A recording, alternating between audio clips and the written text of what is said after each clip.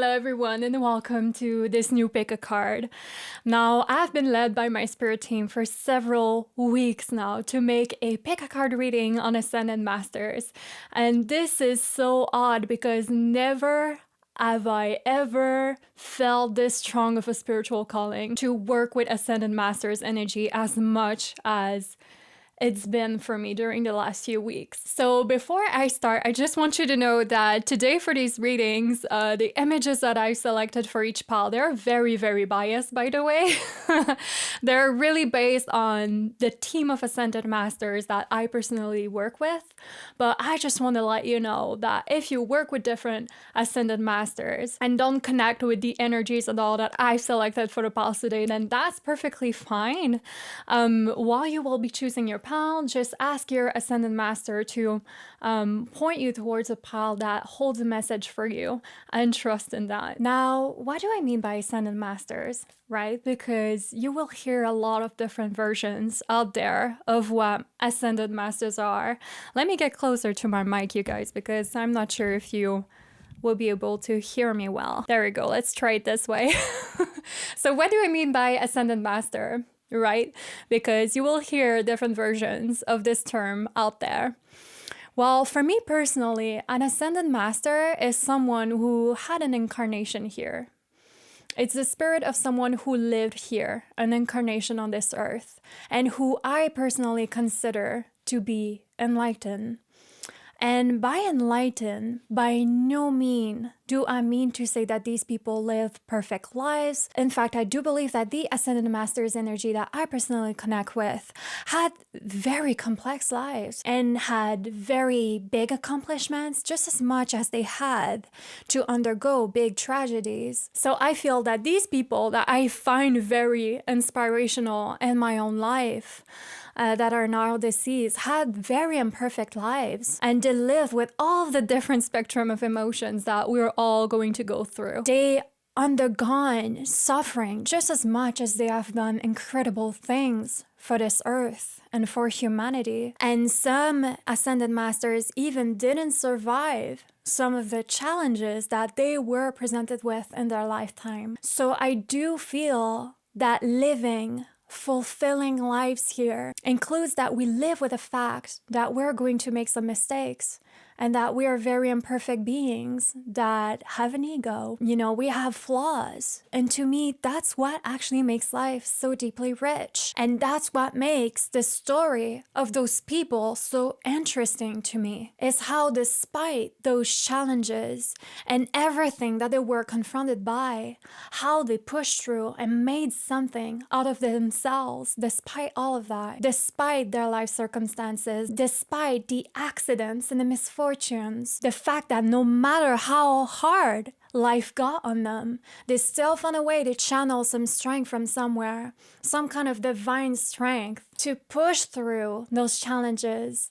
So by enlighten, I never mean that these people lived better lives or more meaningful lives. Ascended Masters to me are just inspirational figures. And whether this is a spiritual guru, a rock star, or someone that you knew, like a family member or a loved one, whether it's a powerful leader, the important is that this person is somebody that you connect with on a profound personal spiritual level. And then the reasons why you feel that connection belongs to you. The thing about working with Ascended Masters is that to me personally, this is about connecting with inspirational stories of people in the past that got interwoven somehow with yours at a certain point of your life. To me, this is about working with the effect that certain people had on our lives. And I don't think that when we approach Ascended Masters energy in this way, that we are deifying those people that were once human like us. I don't think that having heroes is an unhealthy thing. I think that it's a very human thing. I think that when we do that, it's basically as a manner to honor and respect the stories of the people that have walked the path before us. We are recognizing through them the human being that we are. We are humanizing ourselves. And not only that, but we are inspiring ourselves too through the impact that someone else had on our lives. And that can feel deeply validating, almost as though we're not alone, because that's how connected or resonating the story of someone else feels to that of ours. And that's a beautiful thing. And a lot of people in your life will have a profound impact on you. And it's an amazing thing, just as you will have too, probably a profound impact on other people's lives. You know, they may never tell you, but I'm sure that you will. Especially if you're on my channel, then I bet that you're someone that likes to work on themselves quite a lot. And when you're interested in becoming a better version of yourself, it starts that chain reaction and everybody benefits from it. So never let other people feel ashamed for you honoring other people's lifetime here, other people's lives, because this has actually nothing to do with putting these people on a pedestal over you. This is actually about feeling more connected to the human experience and the human parts of us. And it's about connecting to other humans as well, and humanity as a race. And remembering, that it's not just all bad out there, but there's some good too. There's some good stories and some good being done in the world that we also need to remember and recognize. So in many ways, it's about empathy and about compassion and giving our thanks to those people and their legacies. And not only about that, but it's also about remembering you, the person that you want to be here on earth. The type of legacy that you want to leave behind you here, the path that you want to choose for yourself, the kind of human being that you want to become. So yeah, that's just what I wanted to say before beginning this reading today. So in a few moments, you guys, you will have the different pictures of my personal Ascended Master team on the screen. And all that I will ask you to do is that you take this moment of meditation to connect to your Ascended Masters, and that you allow them to guide you towards the group that contains a message from them for you. Now, once that choice is done, head down into the description box down below and click on the timestamp associated with your PA, and I shall meet you on your reading.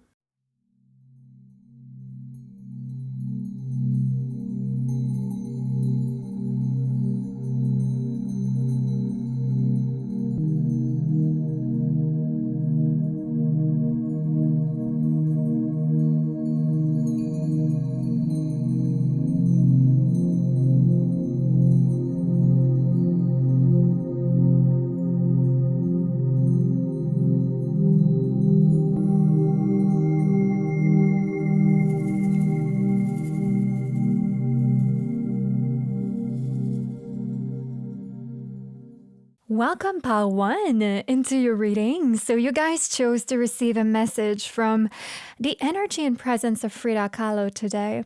But if you haven't listened to the intro, those are just archetypes that I've selected for each pile today that I personally work with. But if you do work with a different Ascended Master and still felt drawn to this pile in particular, then that's perfectly fine. And this is going to be a message today from your Ascended Master team.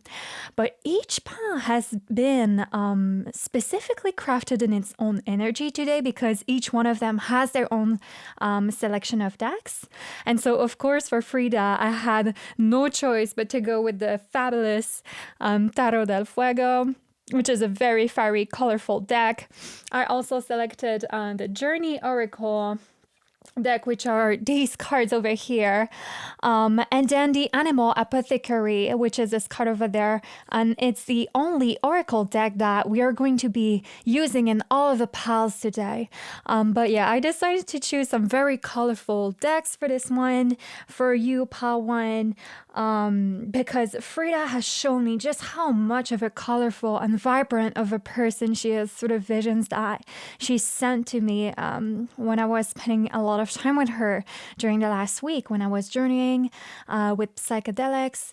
And, Mexico, which is our country of origin as well, being such a colorful country and culture.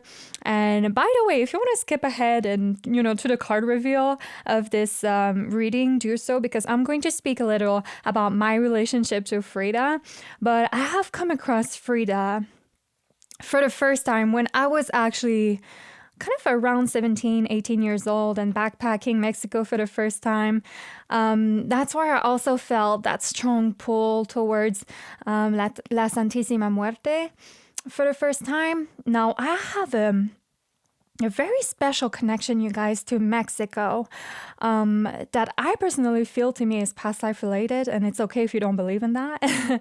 But it was there during my travels that I developed a very strong fascination for Frida, I have to say, and her story, because of course Frida over there is kind of like the superhero, right, of Mexico. She's like the Kurt Cobain of Mexico, pretty much. But Frida is her own person. She's her own, she's not even a rock star, but she really has that rock star energy, if you know what I mean, when you go to Mexico.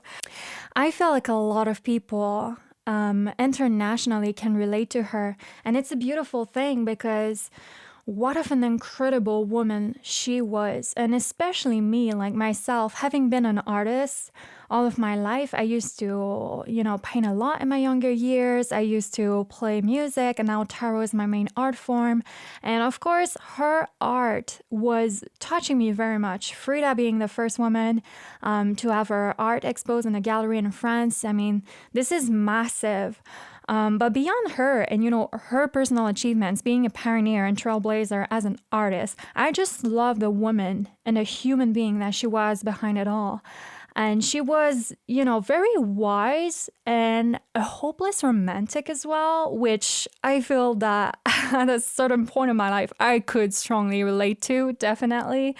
And her healing journey with her body and this complex relationship that she had with herself and with self-love throughout her life. I mean, you can, tap on Google if you don't know much about her, but it makes her such an inspiration for resilience.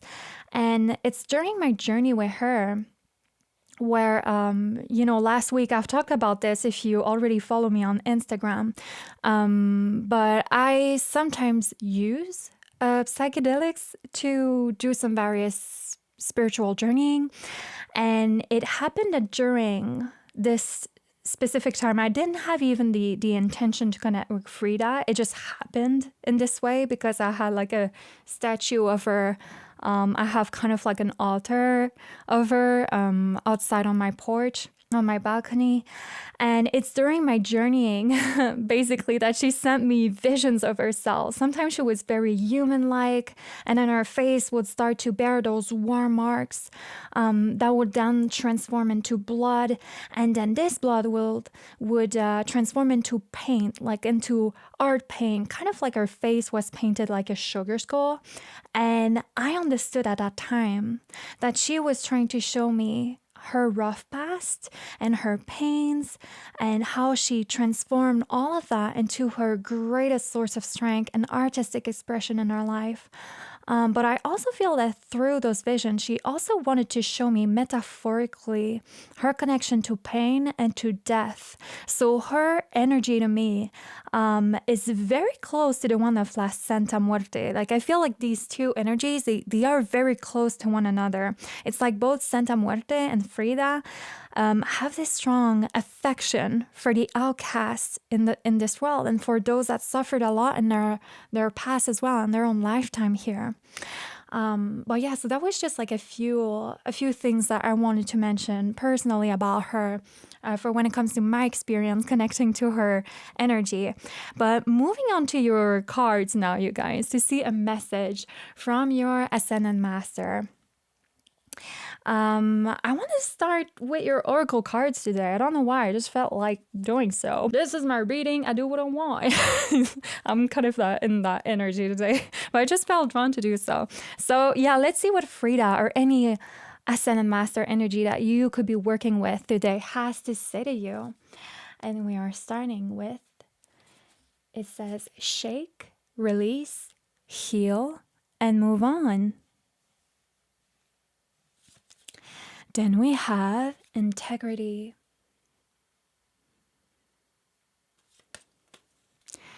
Then we have mirrors. And we have the card of wisdom. Now let me place the cards a little better for you guys. Pile 1, your pain is a mirror to your soul, to the understanding of yourself and of the connection that you have with the higher spirit. It holds the key to a lot of the answers that you're looking for in your life. And it's funny that I was just talking about Frida's connection to death and to pain. And here we are with this card of heal, shake, release, and move on. This is very Frida, this card. You know, I feel like we can sometimes carry a lot of pain. And I feel that you, Pawan, are very good at carrying your own sometimes. Sometimes you are too good at it, even. Your ascended master is telling me right now. And you have to learn to release it. And it's okay, you know, this is a lifelong lesson, by the way. I feel that we all have to learn to release our pain at different parts of our journey, especially when we have been carrying it for so long that it started to cause tension in the body and in our energy, that it started to sort of hinder us or weight on us, create energetic constipations inside of us. Sorry for that analogy. You know, during my own healing journey, Pawan, there's something I've realized. I've realized that here in this world, we learn to carry our pain more than we learn how to release it. We even view carrying pain almost as a badge of honor. Like it sometimes even becomes like a generational pride, or it becomes like a cultural pride or an individual pride even sometimes. And we kind of, you know, we tap ourselves on the back. Like we congratulate ourselves when we keep going with the pain, you know, despite the pain. And when pain becomes our pride like that, it becomes an identity. It becomes an I am. I am what I have endured. I am what I have survived. And this is a trap that Frida, if you work with her, or that your ascended master wants you to avoid falling into today, Pawan. Because your pain is not who you are. It's only a mirror or a vessel into the understanding of who you are. You see, enduring pain is not what makes us step into our true power here. It's what we do with our pain that is the power. So you have been really good so far at carrying your pain physically, psychology, emotionally even. And I strongly relate to you. I want you to know that because I am the same way. And I think that a lot of us are too. A lot of us are alike, whether we want to admit it to ourselves or not. I remember when I was just 18 years old, I went to see a holistic healer for the first time. And as soon as as she entered the room with me, basically, she hadn't even touched me. And she said, "Wow, your shoulders, like your back are so stiff. You carry the weight of the world on your shoulders." And I remember being in awe of that because it was so true. Like you could not even touch my back. Like my shoulders and my back were so stiff. I swear to God, like when somebody was trying to massage me, it will hurt so bad that it will make me cry. That's how much painful it was. And that's how much I carried tension and pain inside of my body at just 18 years old. And that was at the very beginning of my spiritual awakening journey. But this experience taught me how everything is connected, how our mind, our body, our spirit are connected. And when our mind carries tension, it transfers into the body and vice versa. So maybe that you are like me, Pawan, where your physical or emotional or psychological pain, you really tend to push through it. Like if you were to go on a hike, for example, and let's say that your knees are hurting, you know, and your feet are hurting, and maybe that you have this, you have on your back this big backpack that you're carrying. Maybe that you're you're the type of person to just ignore it and to keep going. And, that's just an example here. But I feel that you carry your pain very, very well, too well, to the point where you may sometimes forget to check up on yourself, to give yourself a bit of grace maybe, and listen to your limits when your intuition or your body are trying to ask for a break. So maybe that this pain is physical, but then I also feel that this could be emotional pain for some of you. And not because you want to, but because you've had to. You have been this person that has not just been holding on to a lot of your own stuff, of your own pain, but also maybe carrying other people's pain for them. And you have been this person that has been powering through a lot, maybe to suit your friends or your loved ones or your family, maybe even your community or your coworkers. And with this card of integrity and mirrors, I wouldn't be surprised if, because you are a very self-aware person, maybe that you could tend to just put your own needs and suffering aside sometimes because you know that other people need you. Maybe that they need you to step up, or they need you to be in control, or maybe because you think that there are some people out there that have it a lot rougher than you do, maybe, and therefore you shouldn't complain, or maybe you shouldn't make a fuss. And while it may all seem like it's coming from genuine intentions on your ends, I feel that over time, this tends to create blocks for you. Blocks in the things that you're trying to manifest or to release in your life, maybe. So your Ascended Master, or Frida, for those of you that work with her, wants to bring your attention to that today, I feel. What are you doing with your pain? Because if you're not doing anything with it, then you're just holding on to it. And this pain gets stored like a mass of energy within your spirit, where it just kind of sits still, right? And energy that sits still, they create those blockages, because energy is not meant to remain still. Energy is meant to flow. Energy is meant to vibrate and circulate, constantly. So what have you been doing with your pain, Pawan? This is an important question that your Ascended Master wants to ask you today, because pain, just like any other energy, needs to be channeled. It needs to be transformed. It's not meant to be held on to for too long. And this is a beautiful message.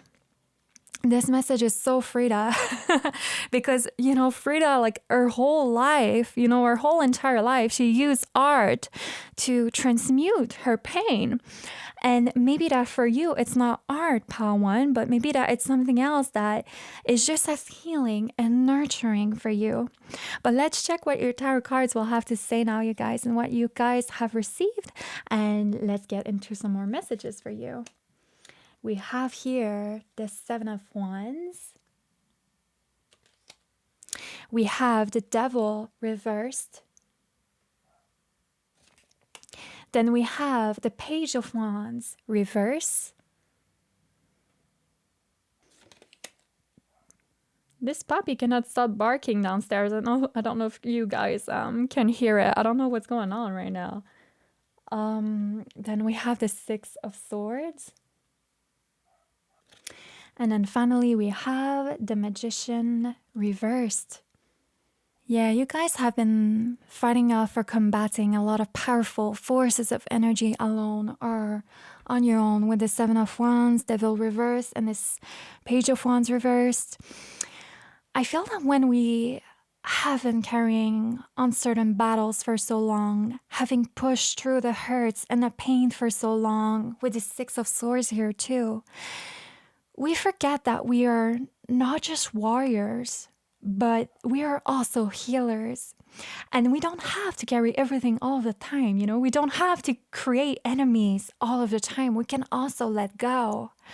And when it's too hard to let go, then we are meant to learn to channel it, with this magician reverse. The magician is someone that never allows any kind of energy to get wasted. You know, the magician is the catalyst directing those energies with intent where they need to go.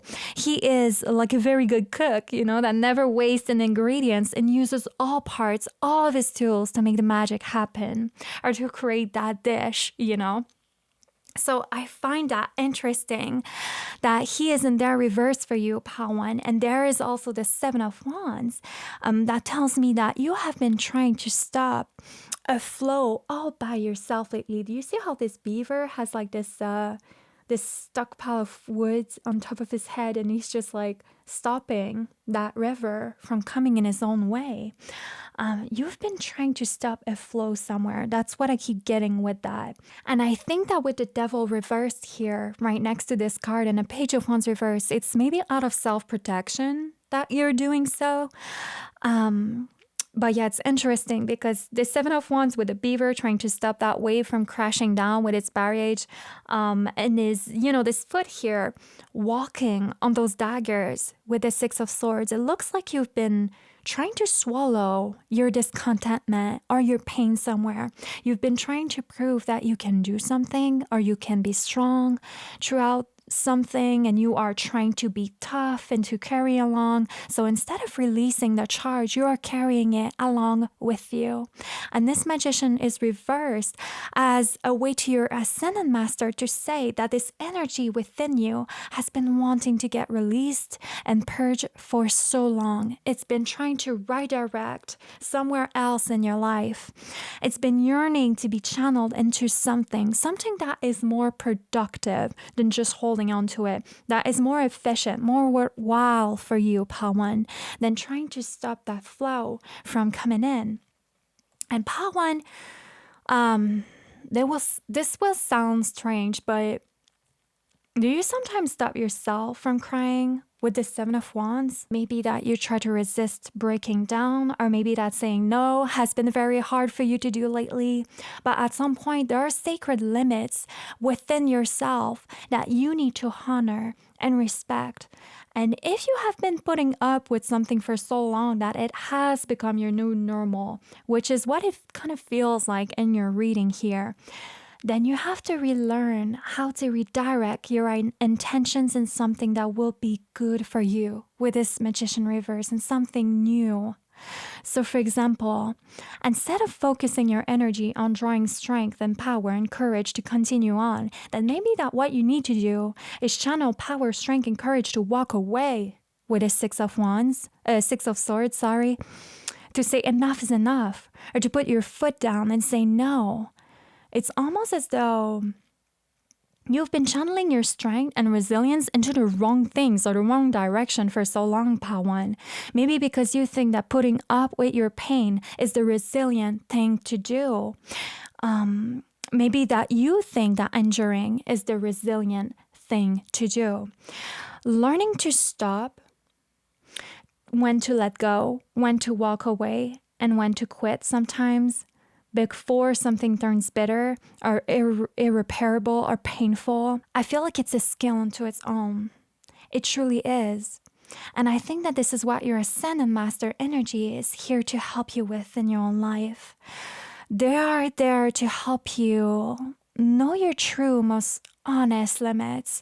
And they are there to encourage you to listen to your own self when you're feeling those signs of pain, Pawan. And they want you right now to not brush it off, but to simply acknowledge it. Acknowledge the signs that something is wrong or that something needs to change. Otherwise, you cannot keep going in this direction with your life.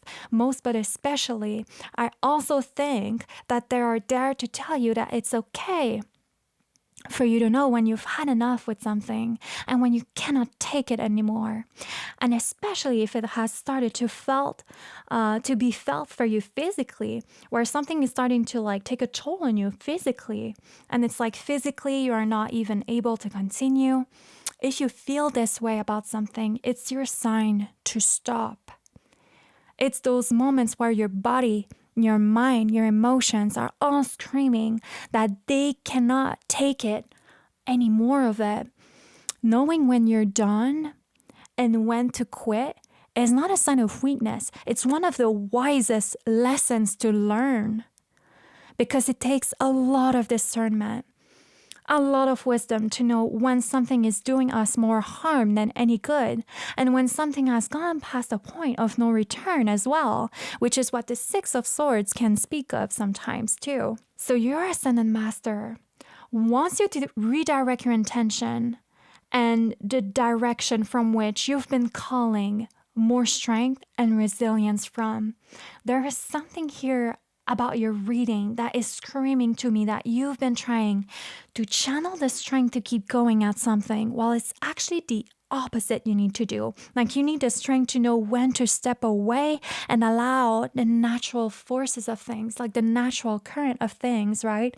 With this wave here to take over. Being able to let go of the pain, of the battle, of the struggle is not a sign of weakness, Pan One. And it doesn't mean that you are abandoning anything.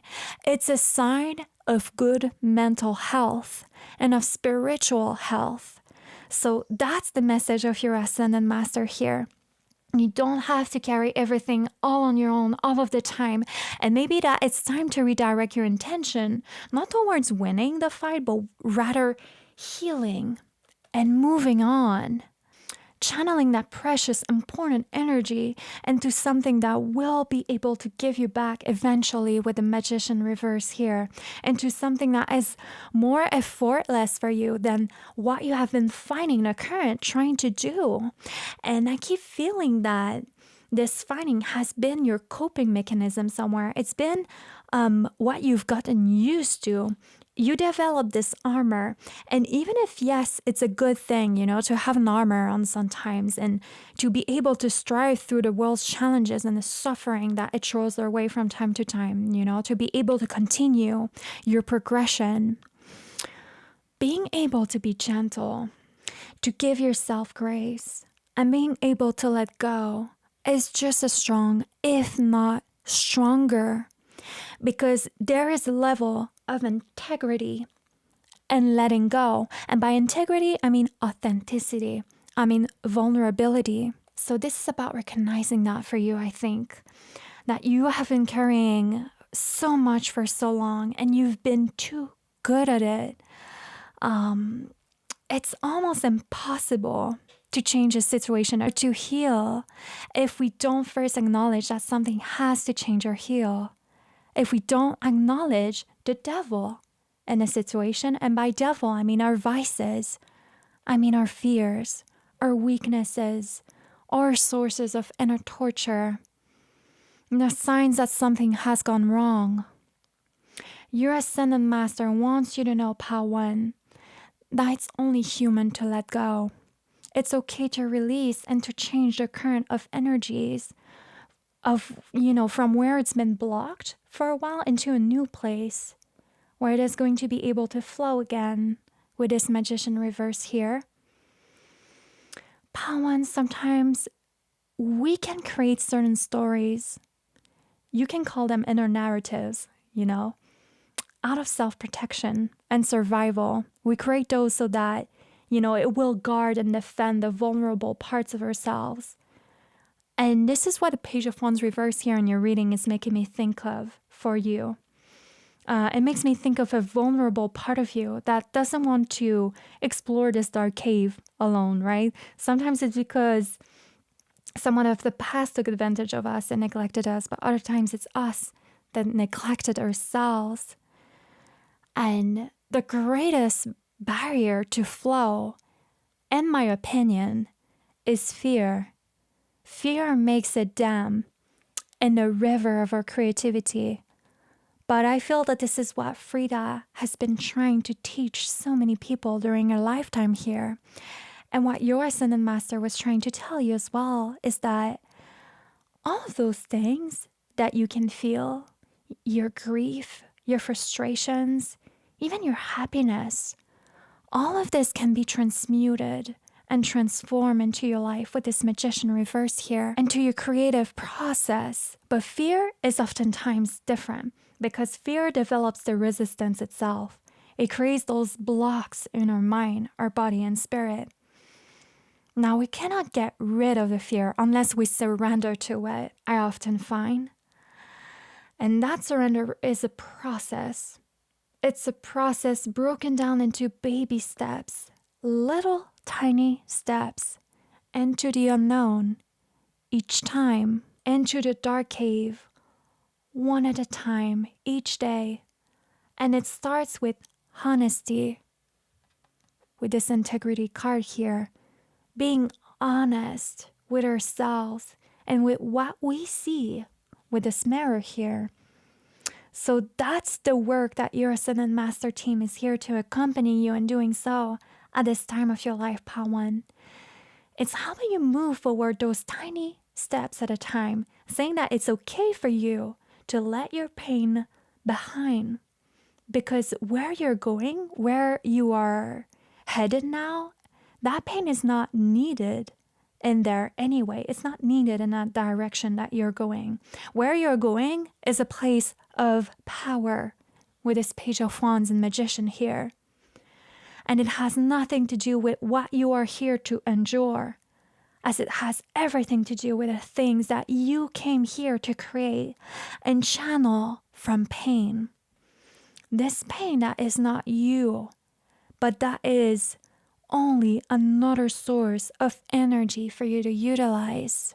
Pawan, I hope that this reading could give you some inspirations on your spiritual journey. Thanks to you and your Ascended Master to have shared sacred space today. And I want to thank the energy of beautiful Frida for the messages that she has left us today as well. If you appreciated this reading, then it will be my pleasure for me to be able to cross paths with you again and read your cards again in the future. So make sure to subscribe. And if some of you have been wondering as well, yes, I offer personal readings. I'm a full-time online professional tarot reader. So the link to my store and to all of that will be down below in the description box, as well as the links to my social medias if you have been wanting to keep in touch with me.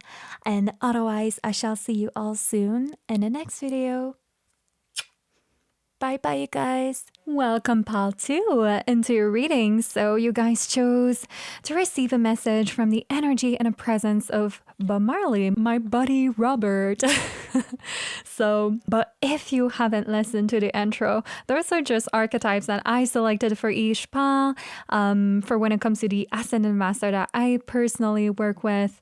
So if you work with a different Ascended Master and felt drawn still to this pal, then that's perfectly fine.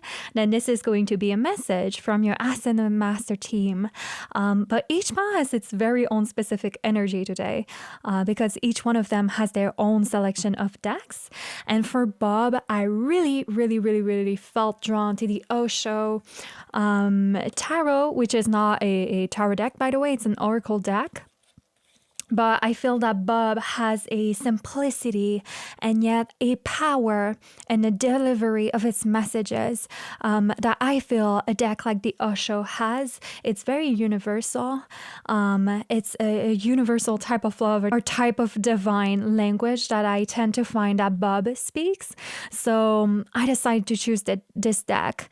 And I also chose the Wild Unknown Tarot, which is over here for the tarot cards for the day, which is my very first tarot I ever possessed. And it's the only tarot that I possess as well that is free of any kind of humanoid figure. And I don't know why, but when I connected to the energy of Bob, he really drew me towards this deck specifically for his reading for some reason. And I get a feeling that this could be because he may not want us to get distracted too much with the human kind of 3D stuff today. I think that he wants us to go beyond a little bit and tap into the secrets of life and of nature itself. I don't know why, but that's just kind of the vibe or strong impression that I was getting from this. And then I also have a card from the Animal Apothecary deck, which is the only deck that is going to be used in all of the readings today.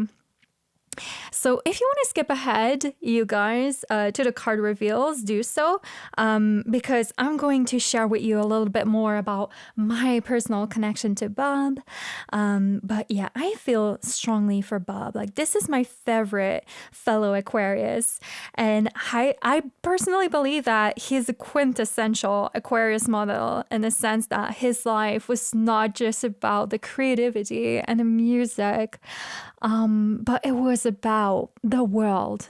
It was about humanity. It was about something bigger than himself. It was about giving back and uniting the African people. His legacy was massive. Like, his resume is what is so rich, in my opinion, about Bob. His impact is felt everywhere, even still today. Even when I was traveling back then, back at the day, what he did was massive for the world. And I realized that when I was traveling, like in Indonesia, for example, when I remember when I was like in Lombok Island, it was so funny because there were so many Rasta guys. And I did not expect that somehow from like a very tiny Indonesian island like that. And Bob Marley music was playing everywhere over there. Even when I was in Egypt, I remember going to the Bob Marley hostel, and I remember as well that there was this bar. I believe that it was in Luxor, and it was all dedicated to Bob Marley. So it's pretty huge. But I realized, like, for me personally, that Bob was a guide figure for me when I kept having apparitions of him in meditation. I kept seeing like a male figure with like long dreadlocks, and I never could see his face for some reason until one day his face started like to get shaped and appear clearer to me when I would go deep.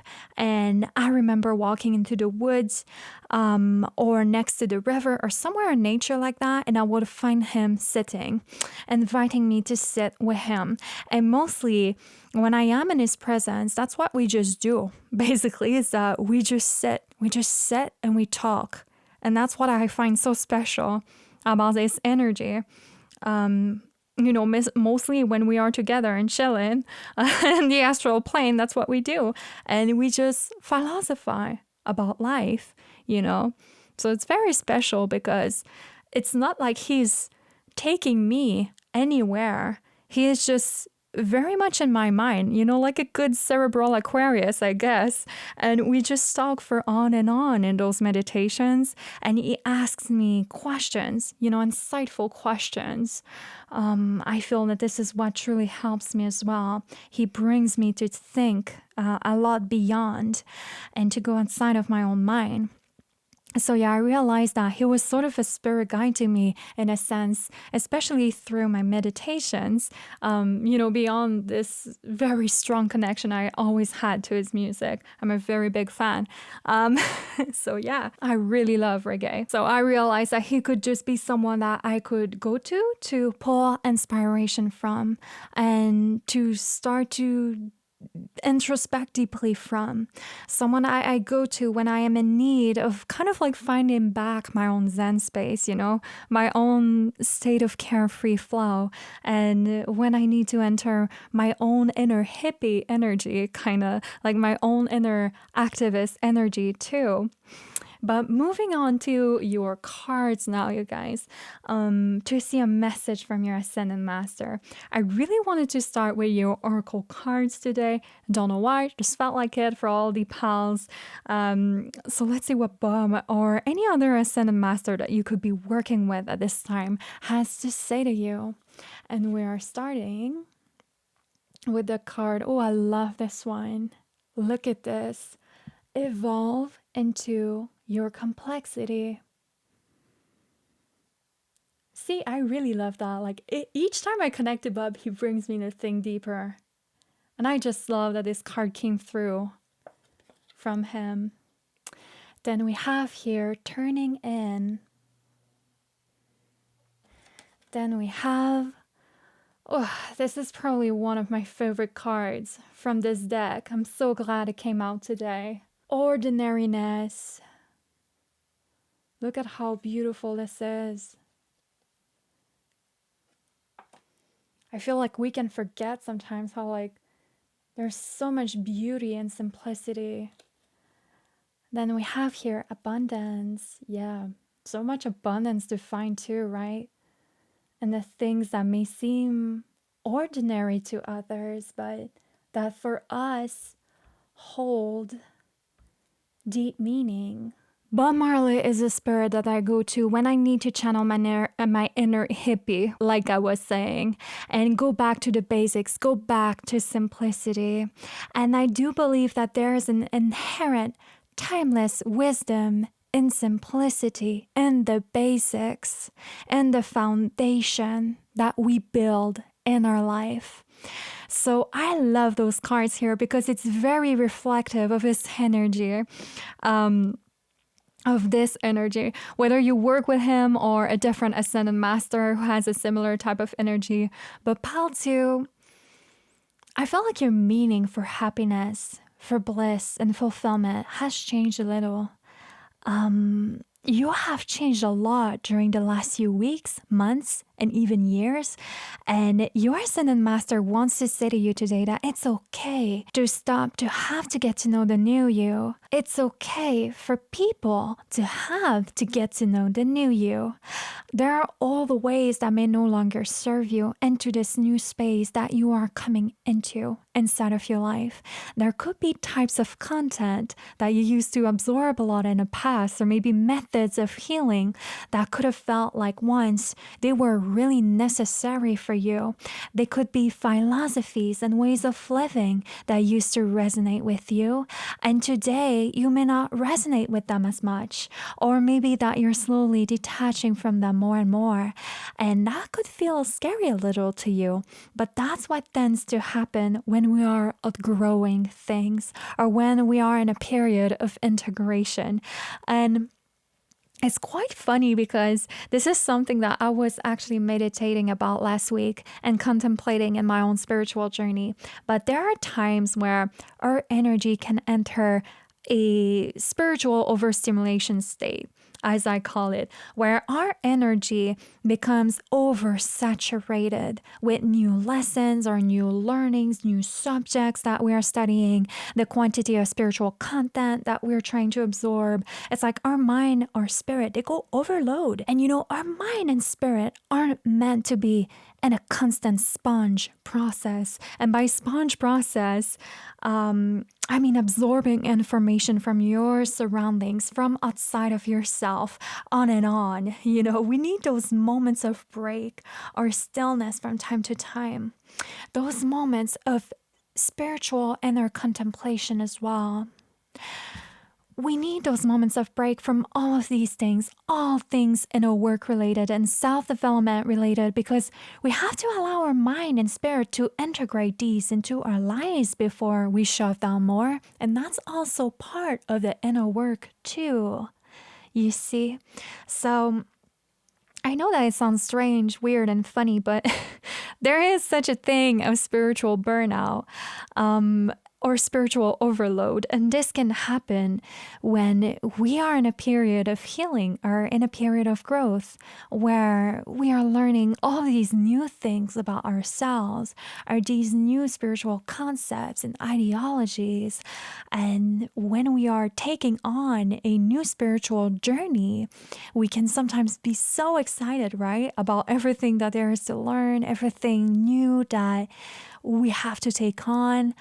And slowly, surely, we don't even realize it, but we can enter those periods of time where it's like, it's not a spiritual block, but it's a spiritual overload. Like, to me, these things are two very completely different energies to me, because our energy doesn't have the time to integrate all of that new stuff that we keep shoving and shoving and shoving.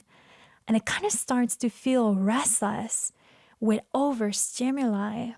So we need those periods of time where there's an alchemy of that, where all we need to do is declutter and integrate, declutter what is no longer in alignment with our true current selves, and integrate those learning bits into our lives and energy, one piece at a time.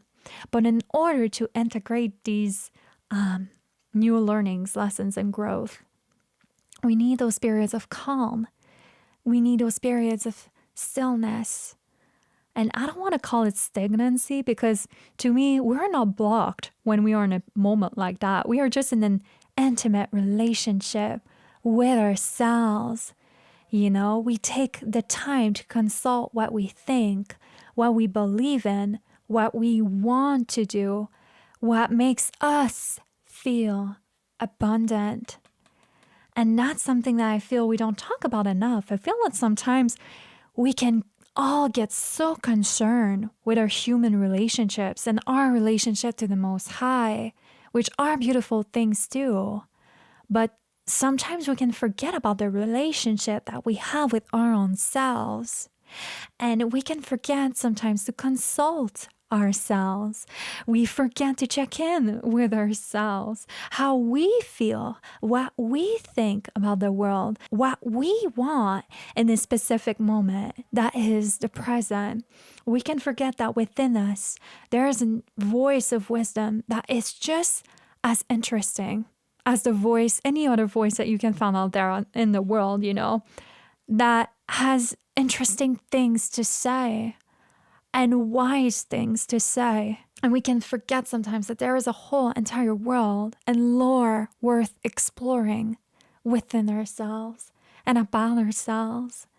And yes, it is interesting, what other people are doing and thinking and believing. Other people can plant seeds of inspiration within us. But we forget too many times that we're also divine. We're also a being full of inspiration, full of creativity and unique experiences and unique opinions that are worth sharing.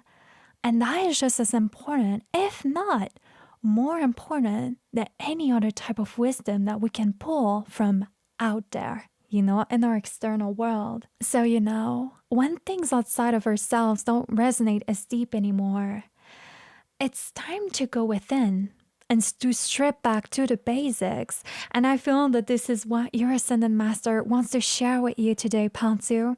Don't underestimate or forget about the abundance and the creativity and the wisdom that lies inside of you. You are a complex being filled with paradoxes, and that's what makes you so interesting. And don't think that because your desires have changed or because your life aspirations have changed and maybe that you require more or have different standards for yourself now, maybe. Don't think that this makes you into a more complicated person or more demanding person, because it's not. Growth actually comes like that. It comes in ways with the things that used to inspire us, but don't inspire us anymore. And other new things, that tickle our spirit, that kind of come in to take their place. That's what happens when you are shedding layers of yourself and stepping into a new sense of beingness, a new version of yourself that is not any more complicated than the last version. It's just that we've changed. And when we've changed, we have to decide what we want to preserve and what we want to let go of or take a break from. So let's take a look at your tarot cards now, you guys, and see what else you receive here. Get some more messages for you. We have here the King of Swords. That is the Father of Swords in this tarot deck. So sorry if you guys can hear the construction noise in the background. I feel like it's going to happen almost all throughout summer at this point because they're trying to tear down this school near where I live. And then there is a Three of Wands. Then we continue with the Son of Swords. So that is the Knight of Swords. Then we have the Ace of Pentacles. And finally, we have the Four of Swords reversed. Inner knowing is coming through so strongly for when it comes to your energy, Pansu. You have a sense of inner knowing that won't lie to you and that cannot be mistaken. And I feel that Bob, or your Ascended Master, wants you to listen to that more and to trust in yourself in that knowledge more. This King of Swords and the Knight of Swords here, they're so sure-footed people. They know where they're going. We even have the Three of Wands in the middle. They're saying that you know how to proceed for when it comes to that new seed that you're trying to plant here with the Ace of Pentacles. But this Four of Swords reversed, though, to me, with that card, I'm picking up on a bit of difficulty to put your mind at rest somehow, or to feel mentally at peace with what you have to do here. I think that this is related to the message I was channeling for you earlier, where sometimes I was saying that we need those buckets of empty space, time, and we need that stillness to find realignment, to shed those unnecessary layers for when it comes to the things that we don't need anymore or don't need as much anymore. And sometimes realizing that our priorities may have changed as well, that the thing we resonate with have changed, that the things that we want have changed. It can feel a bit frightening because it's almost as though we are being stripped naked and we find ourselves looking for that new thing, searching or wandering. Your Ascendant Master wants you to trust in yourself in that next step, pal, too. Even if you don't even know what the next step is supposed to look like, sometimes the next step is actually allowing space to be. And it is not procrastinating when we do that. There's a big difference in between procrastination and a voice of discernment and intuition, which I feel is what all of those swords cards are talking about in your reading. And I find it interesting that your Ascendant Master is leading me there. I wonder if you have feared those bucket of empty spaces. Maybe because you thought that you were procrastinating in them. And I think that what your Ascendant Master is trying to say today is that sometimes it's not that you're procrastinating. Sometimes it's that you're listening to that deeper inner voice of intuition. That intuition that is telling you that there is a much favorable moment for you to plant the seed that you want to plant with this Ace of Pentacles here. And I remember talking about this in another reading that I've made a while ago. But I love surfing. Me personally, surfing is like probably my favorite sport. But when I started surfing for the first time, you should have seen me. Like when I learned how to do it, that was back in the days when I lived in Australia. And I despised it. I hated it because I was really bad at it. Like I kept being smashed by the waves. And each time that I was trying to go back, the waves would wash me back to the shore until I paused for a moment. I was so exhausted and I paused and I started observing those more seasoned surfers around me. When you look at a surfer, you will notice that a lot of them can just chill in the water or on their board for so long, just looking at the horizon, right? Waiting for the right wave to come. And when that wave would come, they had all of the energy necessary to be able to paddle and ride it because they weren't exhausting themselves trying to catch every goddamn wave like me. So I really love this analogy because it taught me a lesson that day. It taught me that there was something strategical about waiting for the right waves to come. Because then we're not overexerting ourselves, trying to manifest something or trying to achieve something or trying to plant a seed in the wrong soil. We are ready. We are in the right energy.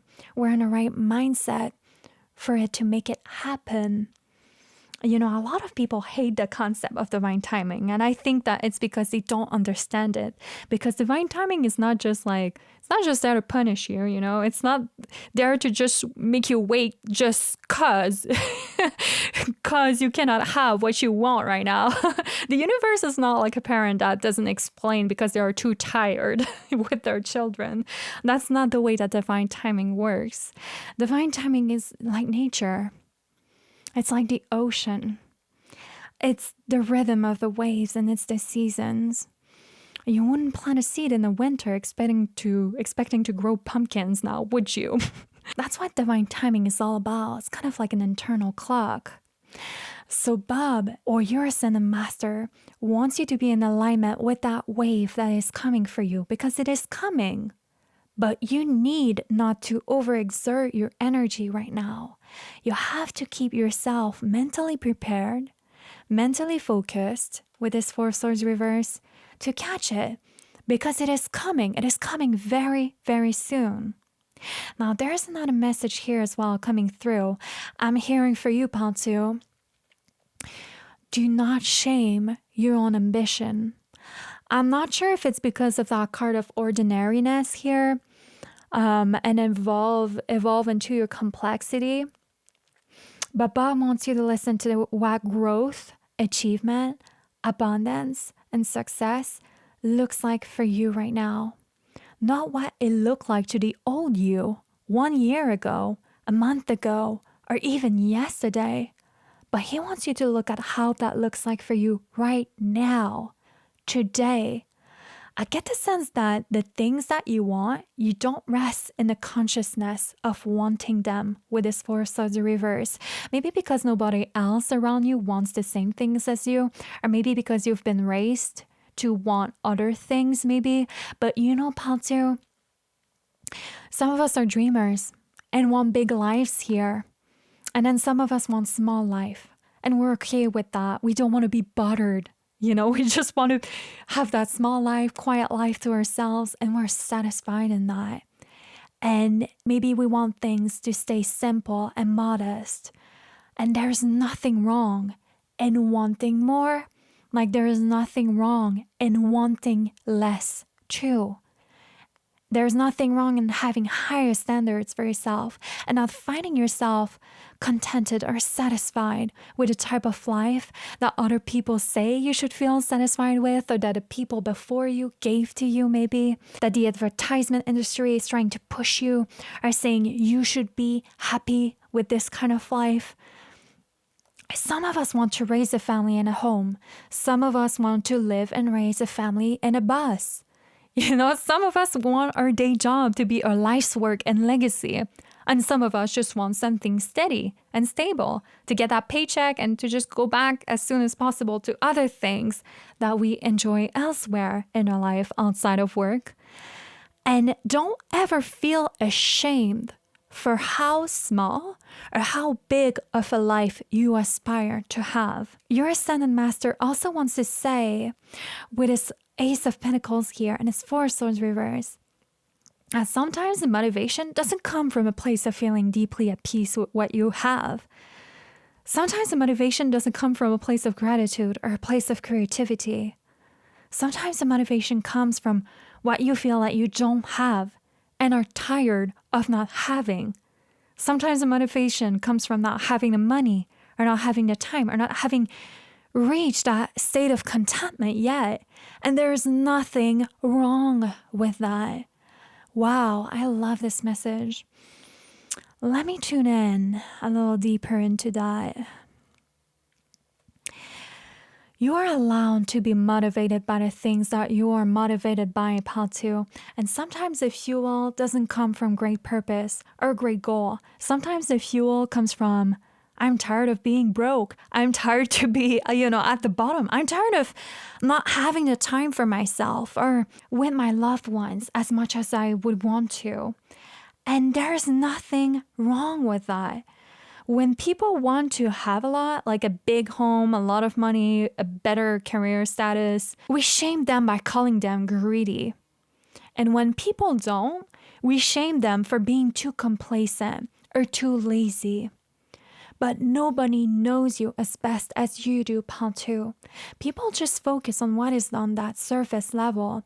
That's why it's important for you to not shame your aspirations and your motivations in this lifetime, no matter how big or small. The life that you are going after is the perfect one for you. It may not have been the perfect one for you 2 years ago, but it is now. So what does a life that makes you peaceful at mind looks like for you?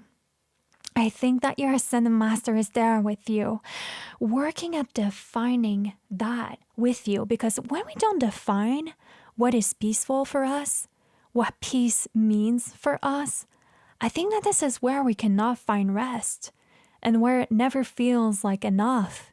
It's because we never clarified what that would look like for ourselves.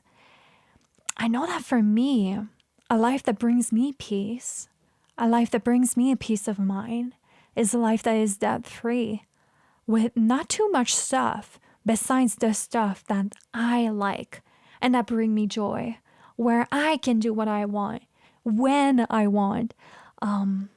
If I want to create, I create. If I want more money, I just work more. If I want to spend more time with my loved ones, I do so, and I take a holiday or a vacation. Now, what does that look like for you? Forget about me. Forget about everyone else around you. Try to remove those filters over what you think you should aspire to and what you are not allowed to aspire to, because those filters, most likely, they don't even come from you. They come from the world that programmed that in you. So it's okay to not know what you want right now. Exactly. It's okay if you cannot pinpoint it specifically with your finger. It's okay to not know what the next step is supposed to look like exactly. But this is a time for you to clarify your life, because you have come into a greater understanding of who you are, is really what I see here with this King of Swords. So you know better than anyone else what is for you and what isn't. So by clarifying your life, your Ascended Master means coming back to who you are and what a calm life looks like for you. Try to define that bigger picture. All right? Try to hold that intention for what is coming up to next with this Ace of Pentacles here, because that is the tree that you're about to plant, is what your Ascended Master is telling me. Try to define that and to stay focused on that picture, and the little steps will just lay themselves organically in front of you. But don't be ashamed for how small or how big your motivations and aspirations are, because the thing is, you, Paltu, are not okay with good enough anymore. And your Ascended Master is saying that it's okay to feel at peace in that, because you're not asking for too much here. And by reaffirming that, you're just being truthful and you're being authentic. You're just listening to that voice of intuition that is within you. But Paltu, I hope that this reading could give you some more inspirations on your spiritual journey. Thanks to you and your Ascended Master to have shared sacred space today. I will thank Bob for those beautiful messages that he has left us today. And if you appreciated this reading, then it would be my pleasure for me to be able to, cross paths with you again and read your cards again in the future. So make sure that you subscribe. And if some of you have been wondering as well, yes, I do offer personal readings. I am a full-time online reader, a professional reader. So the link to my store and to all of that will be down below in the description box, as well as my social medias if some of you have been wanting to keep in touch with me. And otherwise, I shall see you all soon in the next video. Bye bye, you guys. Welcome, Pile 3, into your readings. So you guys chose today to receive a message from the powerful and the majestic energy and presence of Queen Cleopatra. But if you haven't listened to the intro of this video, those are just archetypes that I've selected for each pile today from the Ascended Master team that I'm already working with. But if you work with a different Ascended Master and still felt drawn to this pile, then that's perfectly fine. And this is going to be a message from your Ascended Master team.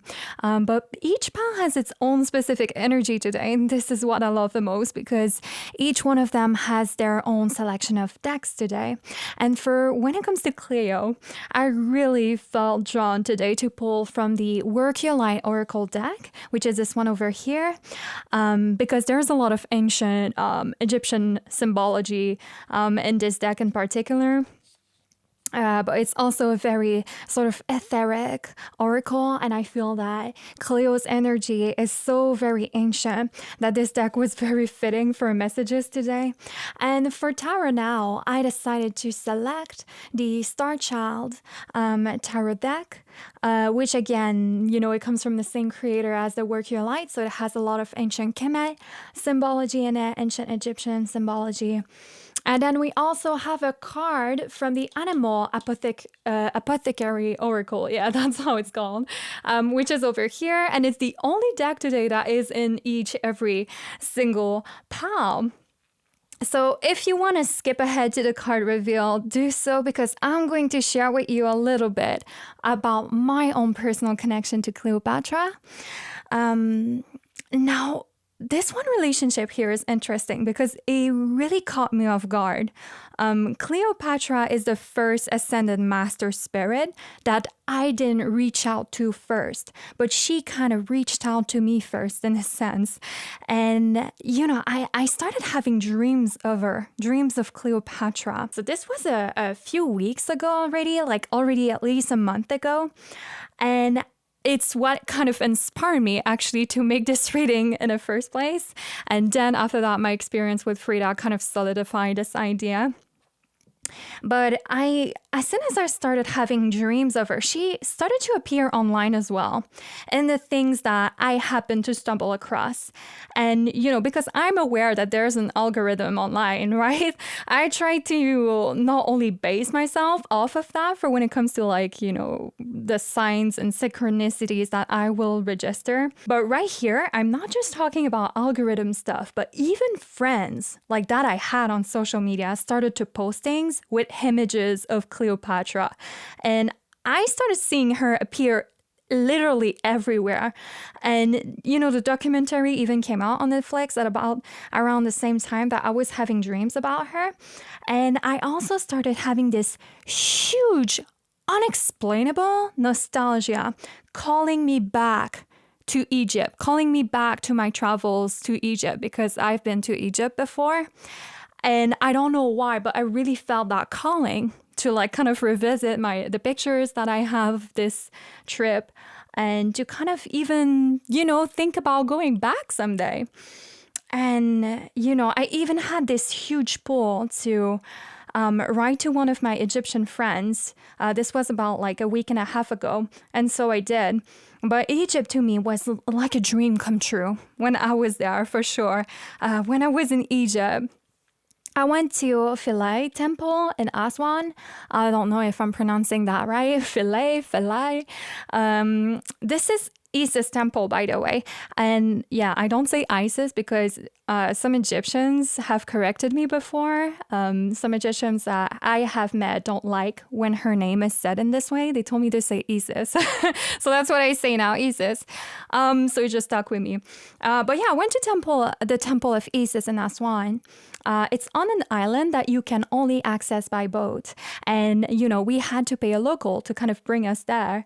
I was with 3 people, actually. I was with my ex-boyfriend. I was with a friend that I had met over there, and her boyfriend at the time.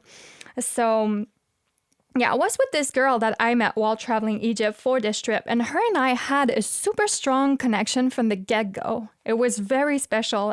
She's a very psychic type of person herself, and it all made sense when her and I had visions and impressions in this temple of a past life that we had together being priestesses of Isis. And it started to all make sense why I felt so drawn to this temple in particular, and why it was so very important to me and for her as well to go see it. And that's why we kind of went to see it together.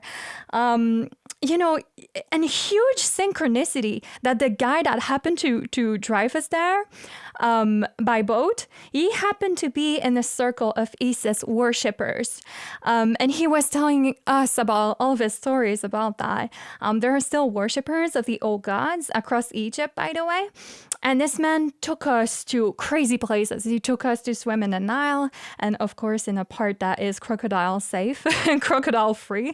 And he took us as well on an island near the temple of Philae, where him and his coven members were conducting rituals and prayers in the name of Isis. And there we meditated with him and we made a prayer to Isis. And it was a very powerful moment of my travels. But Cleopatra was always a cliche. I was kind of trying to stay away. I won't lie, like I'm the type of person, like I always felt drawn somehow by her energy, but I was still kind of trying to resist it. In my history class lessons, I was kind of trying to resist her because I'm the type of person that doesn't like to fall into the cliches. I'm just like that, and it kind of took her, coming at me and kind of pull me there inside of her world to finally say, hey, okay, like I'm going to open my energy to her, right? So I don't know why, but I had the biggest resistance towards her for the longest time. I don't even know why until she came to me and almost grabbed me into her energy and her story. And there in when I was in Egypt, I started learning more and more about Cleo, and it was just a fascinating story that she has. And so these last few weeks, it's been so cool to connect with her on such an intimate way. And for those of you who don't know much about Cleopatra, she was considered like a reincarnation of Isis. Pharaohs in ancient Egypt could be men as much as they could be women. So it was a very equal type of power shared in between men and women. And the woman pharaoh in Egypt was considered like Isis, and her husband, the male pharaoh, was considered to be a reincarnation of Osiris. So you always needed a couple, right? You always needed an Osiris and Isis ruling together, like in the stories. So fascinating story, and I highly recommend that you learn more about her. But jumping into your reading now, because this is about you as well today, Pal 3. Let's go into your messages from your Ascended Master, from Cleo, if you work with her. And I wanted to start. Yeah, let me put this aside for now because I want to start with your oracle cards. Today, I don't know why, I just felt drawn to do so. And so let's see what Cleo or any other Ascended Master energy that you work with has to say to you. And we are starting with the card of victory. I hope I'm centered with a camera because I cannot see much from here. Yeah, let me put this there. Then we have align your life. And it says here, what is not aligned or needs to change? Then we have yes, just say yes. And we have Council of Light, Divine Orchestration, Helpers from the Subtle Realms. Anything that you lose by speaking your truth or being in your truth isn't a loss, but it's an alignment. That's the first message that I'm getting for you from Cleo or whatever Ascended Master energy you're working with, Pal 3. Now, this is special because this card here, it has a falcon on it, and it makes me think of the energy of Horus, which is presence is something that I have felt in one of the pals in the very last pick a card reading that I have done here on YouTube. So it's funny, but some of you, especially with this card and the card of Council of Light over here, maybe that you work with the Egyptian pantheon, or maybe that you selected this pal because Cleopatra could already be a guide of yours. She could be a voice in your spirit team if you relate to that. But I get the sense that for you, Pal 3, most likely you have a very large team of spirit helpers.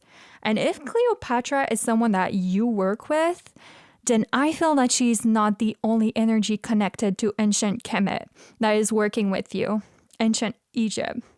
But there's a whole entire team behind some kind of work that is orchestrating itself inside of your life at this time, is what I'm picking up here right away.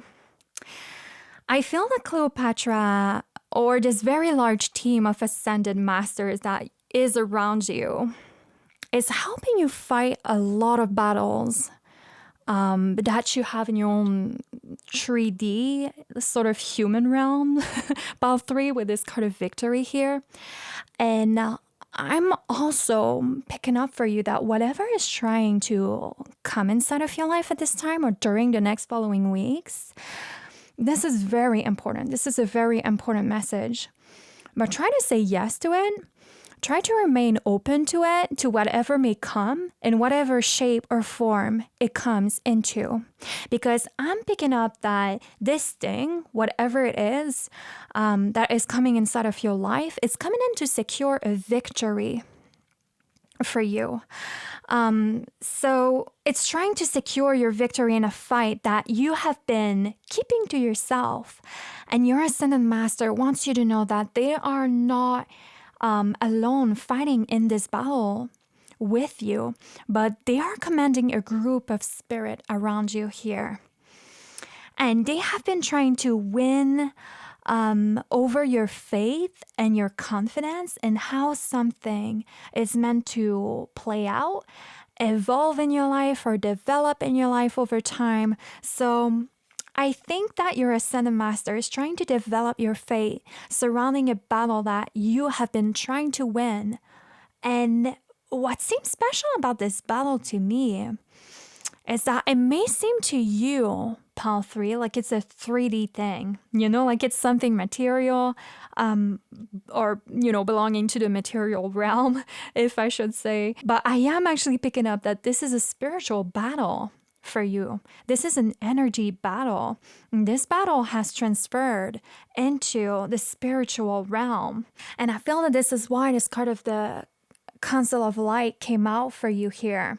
Your Ascended Master saw you in need of cosmic reinforcement, if you will, for that spiritual warfare that may be happening or manifesting into your life in a form that seems very tangible. So those messages that have been coming through today have been blowing my mind on how they are connected to the energy of the Ascended Master that I've selected for each pile. Because for those of you that may not be familiar with the woman that was Cleopatra and her story, Cleopatra wasn't just a diplomat, but she was a highly educated woman and a very loved queen in Egypt. And it's actually funny because I should say pharaoh, I should not say queen, sorry. But yeah, it's actually funny because when I was in Egypt, I met more actually than one historian that told me the same thing. And they would tell me that pharaohs in Egypt that were the most effective and respected throughout history were women pharaohs. And not just, so it's a very feminist thing right now. I don't mean it this way, but, history be history, baby. We cannot rewrite that shit. But not just Cleopatra, I've heard, but I've also heard that when I visited the temple of Hatshepsut. So I know that Hatshepsut was also a very liked pharaoh. And there's also Nefertiti, which I know was very controversial. A lot of people loved her or hated her, but I know that a lot of people liked her too. But yeah, Cleopatra made powerful strategical military alliances during her lifetime, especially with Rome. And I feel that she's doing the same for you in your life, Path 3, but on the spiritual realm. So just to clarify, she's not making alliances with Rome for you. But I feel that your Ascended Master is taking charge of making alliances in the spiritual realm for you. If you don't work with Cleo, even, that is the same message here. I feel that there is something really beautiful and in alignment with what you have always wanted that is trying to come into your life, Path 3. But I think that because it is coming in like the form of a battle, is what I keep picking up with this kind of victory somehow. Or maybe it's coming in the form of a challenge or something that could be opposing you a little. I feel like this is why this card of yes here came out in the middle. I feel that this is about opening up your energy to whatever can happen moving forward. And it's quite weird because this kind of alignment here is telling me that certain things may not be going according to plan, and yet your Ascended Master wants you to know that even this is part of the plan. And those things that are not happening necessarily for you are part of the same big plan, all at the same time. So it could be a bit challenging for you to keep your faith about something right now, maybe, or to surrender to a certain change happening in your life, or a change that you know needs to happen. And yet, this is all happening to make you fall into alignment with a victory that you have been trying to pull off for a very, very long time. But let's check what your tarot cards, you guys, have to say about this. What kind of tarot you guys have received, and get some more messages about that for you. But we have here the card of awakening, and it is reversed. Then we have the Two of Cups.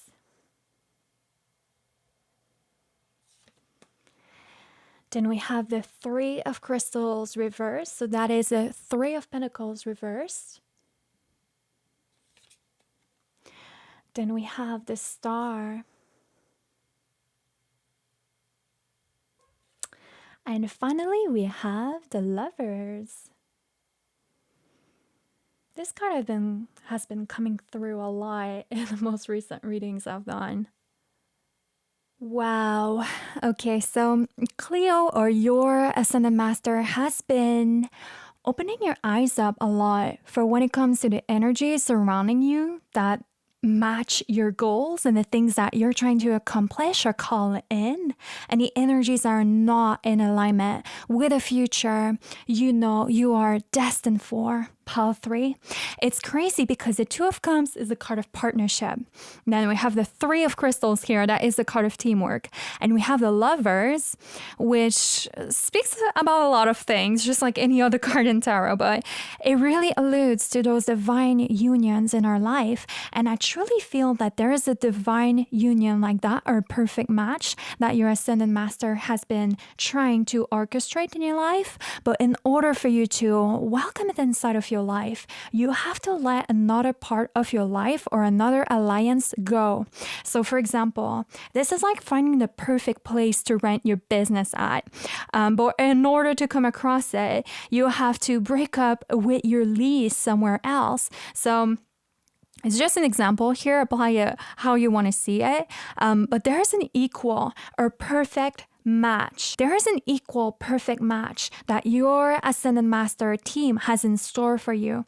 And that's why they need you to trust in them for when it comes to the ingredients and the parts of your life that aren't a match for what you're working for and that need to fall away. So this could be things, places, people that fall out of alignment with what you're trying to call in, that fall out of alignment with the bright future that was promised to you with the Star card over here. I tend to find out like a lot of people forget that the star is not just a symbol of hope and healing, not just the boring stuff. But I'm just joking, not that hope and healing are boring, but see what I mean. But she's also the great card of purpose in tarot for me, and that's why she is so exciting as well, And by purpose, I mean destiny. And destiny is very different than fate, because when we say that something is fated, we imply that something is going to happen either way, right? And we have no choice. You have no control or choice over it. But destiny is really different in a sense that destiny speaks of those divine promises that the Most High made to us a long time ago, sometimes before we were even born here. And with destiny always comes choices, actions, decisions that we have to make. And when something is destined for us, it's like our entire being knows it. It's like our entire being can sense it. At least that's how I feel about it, because it's an itch that we cannot scratch. It's like deep on the deep layer, on the soul layer. It's something that is programmed in us to dream about and to want and to feel pulled towards, so much so that it propels us to act or move towards it. So awakening to your destiny is a very big energy present I'm sensing here in your reading today.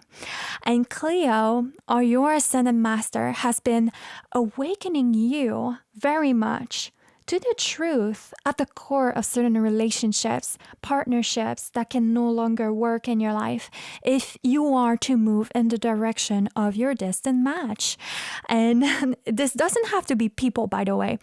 It might be for some of you, but then I'm also picking up that for a lot of you guys, this is also places that you keep going back to and that are no longer in alignment with what you want to be working towards. It might be habits or a lifestyle that you used to swear by in the past and that can no longer work with the type of future that you are moving into. And it's funny because that's something that I was actually talking about very much over the last week in certain client readings of mine where this message came through. But for when it comes to compatibility, I just want to add a note here. But this compatibility, this goes a lot beyond how much we have in common with someone or not. Like compatibility actually has really anything to do with what we have in common or not, with what we have alike or unalike, with another energy. Compatibility is about how we make it fit and how we make the differences in what we have in common work together. And in order for that to happen, alignment of intent has to happen. Alignment of heart, of mind, and of soul, like the lovers describe. And that's what I feel that your Ascended Master has been exposing to you a lot during these last few months for you, Pile 3, with this card of awakening reverse here at the beginning. It's been exposing the intentions that have been around you for a while now and that don't match or align the intentions that you hold for yourself, for your future with the star, and for those you love and that love you back with the lovers here. It's been exposing the truth in those ingredients and those elements with the Three of Pentacles reverse that don't match the things you want to be working towards or building a life towards. So it's very important for you to know that because your energy has been recalibrated, your Ascended Master wants you to know that certain things falling through are not working into the mix are not your fault. But that's because anything that isn't built out of true love and true integrity with the star and the lovers here are going to have to fall away, or they will break in your presence because of the intent to heal and to win authentically. That's an intention that you may have thrown out there to earn, what you're winning with this card of victory maybe. And the thing is, you've been calling for a lot more real somewhere in your life, Pile 3, a real sense of achievement, a real sense of victory, even appreciation, recognition, and love with the lovers. And that's why those faker parts had to be exposed here. When we earn these things, that's when there is this feeling of victory that comes through. So it seems like you guys have prayed for that, or have asked for that, or set the intention for that, for the universe and your spirit team to pull the wrong people or energies or situations away from you. And this could have been a long time ago, actually, that you have set that intention with yourself. And yet I still see that intention working through in favor still in your life. It's still acting on your behalf on the spiritual plane, almost like an entity of its own, having taken that life and working for you from the astral. Now, Pile 3, I want you to know that at any time you can decide to cancel that order. Okay? You can cancel that intention if you want to. If you want to keep trying to fix something, or work through something with another energy that isn't in alignment with you or that isn't compatible with you, this is your decision. And it's always going to be your decision. See, your Ascended Masters are by your side to help guide you, yes, especially for when it comes to the healing parts of your journey and the awakening parts with this card of awakening and the star here. But spirit guides, Ascended Masters, they're not in charge of deciding for you. That's why they may go silent when you ask them what to do. If you notice that when you speak to your spirit team or ask your ascended master for directions and they go silent, that's because this part is in your hands, pile 3.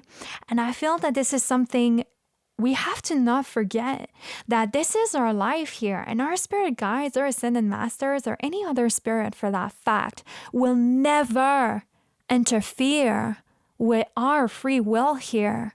They will never interfere with your free will. Even if they wanted to, they can't. They can't mess around with those parts that belong to your free will. So of course, your ascended master will always be there to help you with your healing or to help you, in seeing what is compatible or in alignment with you and your life, pile 3. But what your ascended master cannot do is take your decisions for you. This part is completely in your hands. It's all up to you if you want to return to old ingredients that no longer work for you or to recipes that don't work for you. Energies don't have to be the same, or to be identical in order to harmonize together, in order to work together. This is what opposites attracts in many ways. And I feel that this is what cards like the 2 of Cups and the 3 of Crystals, 3 of Pentacles, and the Lovers teach in Tarot. But energies have to harmonize, though, in order to work with each other in one way or another. This means that when 2 energies come together, one of them is either going to have to raise or lower vibration in order to align. So no matter how different or similar 2 energies are, doesn't even matter. If the intent at the core of them is not in integrity with what the energy that those entities create when they come together, then those energies will always feel incompatible. So that's what your ascended master wants you to know today, pile 3. There is an intention around you that was being mismatched. It couldn't work for you or with you in a way that will support you in your dreams or the life that you have been calling for. And that's why the more that this energy remains around you or, in this project or in this plan with the 3 of Crystals reversed, the more that those difference or those bits and pieces that do not work together, fit well together, will grow and be highlighted. Till you have no choice but to see the truth at the core of those energies. With this card of Awakening reversed, you are this part of your life breaking. Doesn't mean that you or this element is broken, though, because the situation is broken. Doesn't mean that it's leaving you or this other part broken. And that's what Cleo, or your ascended master, wants to let you know as well with the Star card over here and 3 of Pentacles reversed. And this kind of align your life too, that broken mirror here. But it needed to happen for you to be set on the course of finding your perfect match with the Lovers here, in order for you to find something solid, unified, and compatible for you, to find something that works for you and with you in alignment with your intentions.